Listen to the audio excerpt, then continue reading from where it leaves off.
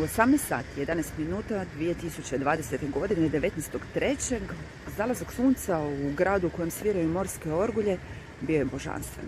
Ovdje je Hitchcock ostao bez daha, a mi ostajemo bez daha suočeni problemima.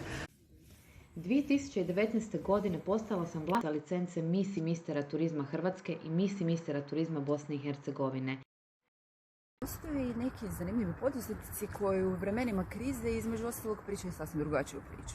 Sa mnom je u društvu 4 metra daleko od mene poduzetna Nikolina Poropat koja priča priču o turizmu i ljepoti na sasvim drugačiji način.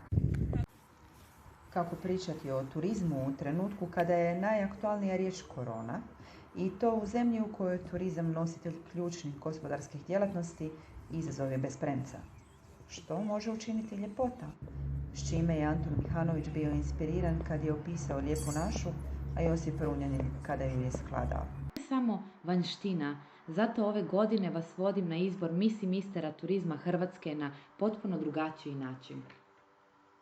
Hrvatska je prepuna talentiranih ljudi koje ovom prilikom pozivam na casting Miss i mistera turizma Hrvatske. Detalje pronađite na web stranici excellence-point.com.